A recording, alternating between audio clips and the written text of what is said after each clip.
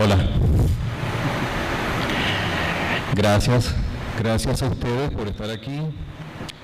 Gracias a Dada, a José, a todos los amigos de Proud por la invitación. Una cosa. Para participar. Gracias al Parque Tecnológico de Oriente por haber cubrido, como decía nuestra ex amiga primera, por haber cubierto los gastos para estar aquí. Me siento honrado de haber sido invitado y quiero contribuir con esta presentación sobre la innovación. Haciendo énfasis de la innovación en organizaciones de economía social, lo cual comporta que hablemos un poquito sobre qué cosas son las organizaciones de economía social, un poco qué cosa es las innovaciones y algunos ejemplos de cómo eso se junta y por qué sería bueno que lo juntáramos y que lo trabajáramos, que lo moviéramos, que lo metiéramos en el equipo de los SIDRACTA, ¿no? Sariptra. Buenos líderes. Okay. En el contexto general de este país, el cuento que voy a contar está metido dentro del deber ser del Plan de la Nación 2007-2013, en el cual una de sus dimensiones fundamentales es la ética, y estoy contento de estar aquí porque la nueva sociedad, la sociedad de organizaciones populares que propone Proud, está basada en la ética y el respeto, el amor por el ambiente, lo cual compartimos. Entonces voy a centrarme en lo de la ética y si queda tiempo, algo de lo del ambiente, aunque la ética ambiental es parte fundamental de la vida de cada uno. Hoy, según el diagnóstico que se hace en el Plan de la Nación, la situación actual es que las empresas de economía social son muy pequeñas en comparación con las empresas capitalistas privadas, lucrativas, que son la mayoría, las más importantes y las que son el paradigma a imitar para la mayoría de las personas. Y un poquito menores, las empresas capitalistas del Estado. Ese nombre está en el Plan de la Nación. Empresas capitalistas del Estado hoy, del Estado socialista. Empresas capitalistas del Estado socialista. Y en la intersección queda un espacio para las empresas mixtas. Esa es la situación actual en el 2007. En el 2013, que está próximo a llegar, se supone que deberíamos estar así, y esa es la imagen objetivo a la cual llegar. Deberíamos tener un sector de empresas, deberían haber 3 sectores. El sector de las empresas de economía social, que debería ser tan o más significativo e importante que las empresas capitalistas privadas, y debería ser más grande o más importante su aporte al Producto Interno Bruto que las empresas del Estado, de las empresas de economía social. Sin embargo, no, y en el intermedio queda un punto de intersección común para las empresas mixtas que podrían tener un poquito de cada cosa. Recuerden que inclusive ahora en diciembre se acaba de aprobar una nueva ley, otras se habían aprobado en el 2008 sobre economía popular, y ellas tienen un conjunto, el sistema económico comunal, que ellas tienen un conjunto de formas específicas que tienen que ver con algunas con economía social. Sin embargo, no queda claro qué cosa es economía social y cómo son esos tipos de empresas. Entonces es importante detenerse un instante allí. Porque resulta que en este país la economía social, las organizaciones de economía social están constitucionalmente autorizadas y estimuladas y garantizadas. O sea, la organización de empresas de economía social es una de las dos formas de ejercer el protagonismo del pueblo en esta sociedad. Hoy, a partir de la Constitución esa que dice que la participación es el eje transversal de la construcción de la sociedad y de la Constitución. ¿Están? Participación, el eje transversal. Se puede participar en lo político, que hay muchísimos espacios de participación política, y puede participar en lo económico, social. Pues ahí ese es el espacio de las empresas esas, que son experiencias del pueblo. Sin embargo, a pesar de que tiene un rango constitucional, no, esa es en la norma general madre, que es la Constitución. Sin embargo, en la legislación hay confusión, hay contradicción, no hay coordinación en la definición y en la ejecución de los programas para el sector de economía social. ¿Okay? Eso es desde el Estado hacia las organizaciones. Mientras tanto, en la vida real, los actores del sector de economía social, ellos siguen su vida normal, aparte de lo que el Estado piense sobre cómo debería ser. Por ejemplo, los compañeros de Secocesola, que acaban de hablar ahorita, ellos siguen su vida como la siguen haciendo desde hace casi 50 años, al margen de cómo ellos lo perciban, lo que quieran hacer con el Estado. Sin embargo, esto es importante para el resto de las organizaciones a las cuales se dirigen los programas. Este problema no solamente pasa en Venezuela, sino que esto pasa en todo el mundo, porque la economía social es un despertar, es un renacer, es un buscar. Entonces, yo resalto esto porque la Europa occidental principalmente es el área del planeta donde hay experiencias visibles más exitosas, y ahí se hizo un estudio de todos los países de la Comunidad Europea recientemente, y allí es el principal hallazgo, que eso es, la economía social es invisible. Esto a pesar de que hay, invisible a pesar de que ya es donde está más desarrollado en el mundo. Basta señalar de que en el año 2010, el año pasado, se hizo una prueba de cuentas satélites de la economía nacional o economía social en Bélgica, Bulgaria, España, Macedonia y Serbia. Todos esos países se hizo una prueba de la contabilidad social, de la economía nacional de esos países. Se supone que si eso funciona, otros países podrán incorporarla para saber de qué tamaño es, qué magnitud tiene, cuán importante, cuán grande es y cómo eso va. Y además de eso, de identificada esa herramienta, también se encontró que en todos esos países la cosa es muy distinta. Pero a nosotros nos importa porque a veces hablamos un discurso y dejamos por fuera a unos compañeros que deberíamos caminar con ellos, y caminamos con otros con los cuales podemos tener alguna diferencia porque no tenemos algunas cosas en común. Eso hay que estudiarlo. Insistimos en eso, porque no está claro. No está claro quiere decir que hay leyes que la definen operacionalmente de un modo, y hay otras leyes que lo definen operacionalmente de otro modo.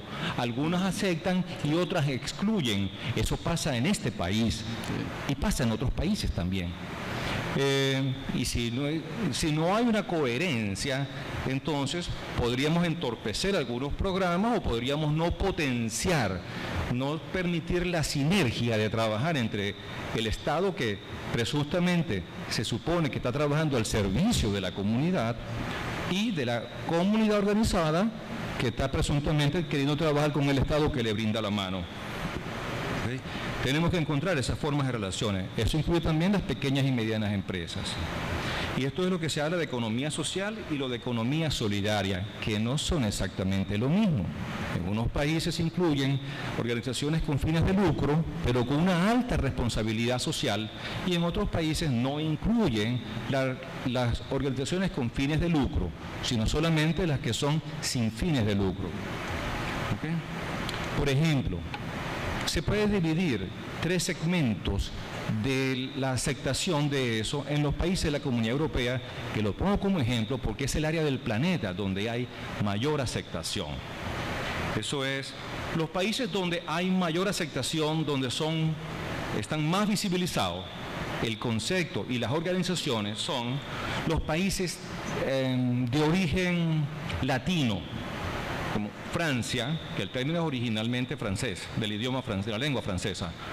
Francia, Italia, Portugal y España, que son los principales referentes. Y de allí, pero en ese mismo segmento de los grandes, Bélgica, Irlanda y Suecia. Esos son los países donde con ese nombre es más visible y hay mucho apoyo, mucha protección, y el tamaño es grande. Es un muy importante aporte al Producto Interno Bruto. Otros con un nivel menor son Chipre, Dinamarca, Finlandia. Es decir, en esos otros hay, se conoce como el sector no lucrativo, o el sector voluntario, o el de empresas sociales. Otros, donde es mucho menor, está, yo resalto el caso ahí de, bueno, para no detenerme mucho en esto, ¿no? Hay otros donde es mucho menor, a pesar de que hay instrumentos específicos. Hay otras formas de definición que se pueden encontrar aquí. Sin embargo, si pensamos que si esto no se hace adecuadamente, los programas no van a ser específicamente efectivos. Puede haber eficacia en algunos casos, pero no eficiencia. Y si eso no se atiende, el llamado que ha hecho el presidente de las llamadas 3R de rectificación no va a tener efecto, no va a ser posible, no tendrá éxito. Veamos el caso de la ética, porque hay que abrir para que podamos tener innovación. La innovación es otro precepto constitucional protegido. ¿Okay? Per se, las organizaciones de economía social son una innovación, ¿okay? A nivel macro, que le permite al ciudadano a nivel micro anticipar el disfrute de una sociedad mejor. Pero esas organizaciones de economía social deben tener explícitamente unas políticas de ética, lo cual no existe. Los consejos comunales, las empresas de producción social, las unidades de producción, las bancas comunales, los consejos comunales, deberían tener unas normas de ética explícitas, ¿okay? Y la banca del Estado socialista debería tenerla. ¿Cómo la estás pasando? Dice el Banco de Venezuela, así, igual que las empresas mercantiles. Y es que eso es lo que nosotros queremos. Eso es la transformación. No, eso es simplemente que tendrá la banca y la empresa capitalista, privada o del Estado, tendrá más clientes, pero no habrá un salto cualitativo. ¿Ok? Nosotros necesitamos innovar, incluyendo la ética en la banca pública, incluyendo la ética en la banca popular. Hay ejemplos innovadores, por ejemplo, el Banco Popular, el Banco de los Pobres, el Grameen Bank. Hay ejemplos notorios, otros países donde esto está ocurriendo.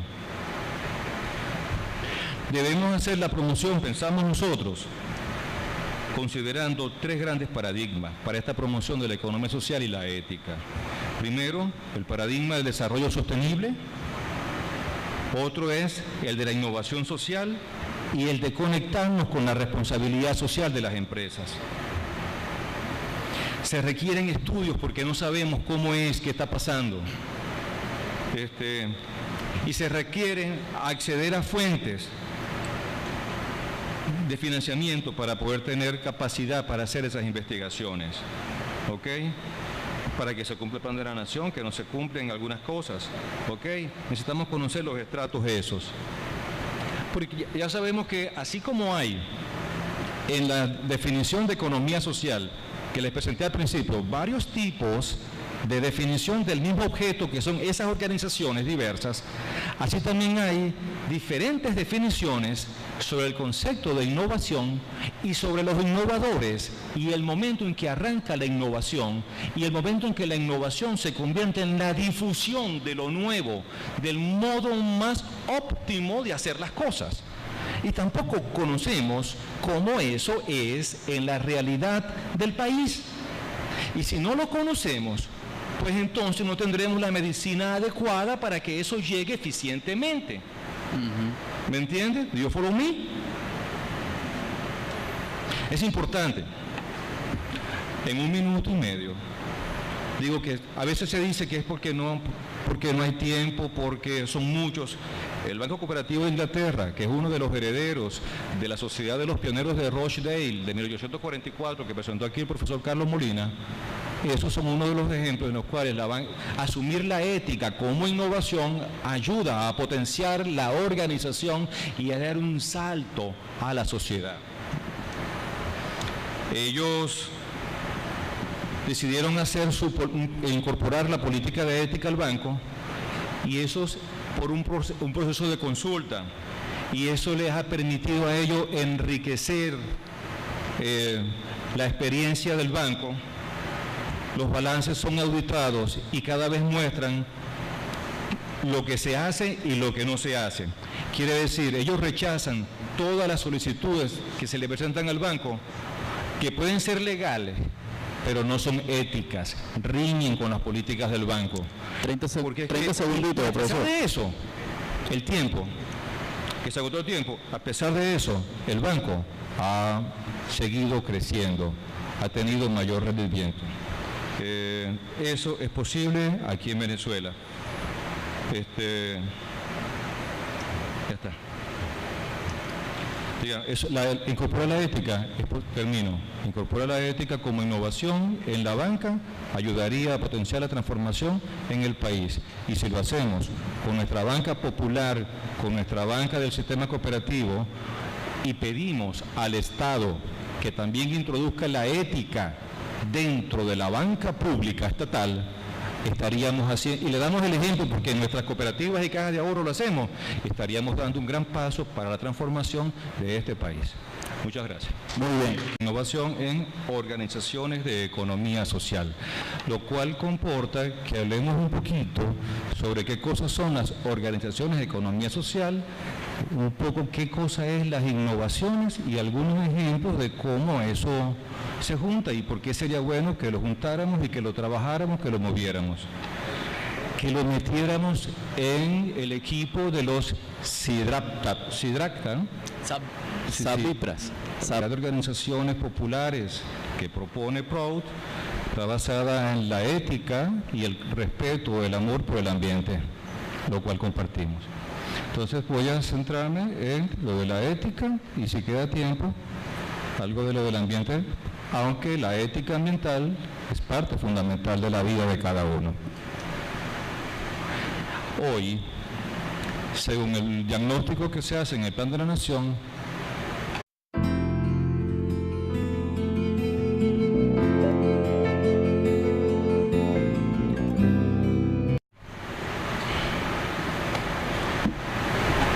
hola. Gracias a ustedes por estar aquí. Gracias a Dada, a José, a todos los amigos de PROUD por la invitación. Una cosa. Para participar. Gracias al Parque Tecnológico de Oriente por haber cubrido, como decía nuestra ex amiga primera, por haber cubierto los gastos para estar aquí. Me siento honrado de haber sido invitado y quiero contribuir con esta presentación sobre la innovación. Haciendo énfasis en lo SABIPRA, la de buenos líderes.